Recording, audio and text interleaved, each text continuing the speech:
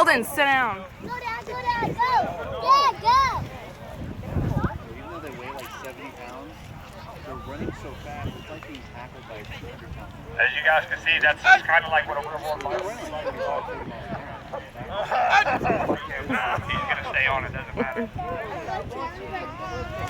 Are you laughing? Come on, Dad, come on.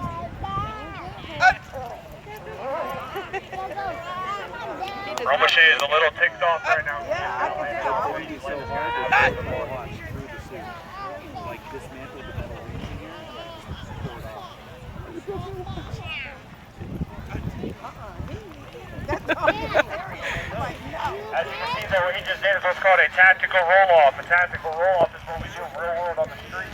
When these dogs get blood in their mouth, us telling them to release does not happen.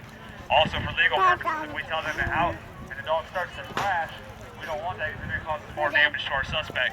So what we do is a tactical roll-off when we go up, roll the choke in the dog's neck, choke the dog off, starts to cut off the air supply. A lot of people are like, that sucks for the dog. Yes and no, because it keeps the dog's teeth and their neck in line. It's not making them crash and get all crazy, but also it keeps the suspect's arm more intact. You're just going to have clean puncture marks versus an entire section of your arm missing. That's why we feel like that. That's what you just saw there. We're going to do one more bite. This is the last bite. So kids, if you want to cheer for Romachet, have at it. We're going to hopefully get you guys another good takedown. Romachet! Back it right up. Romachet!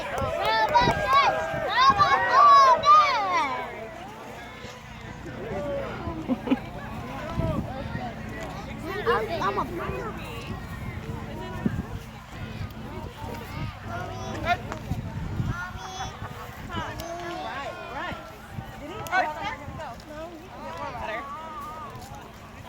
I got to get a round of applause.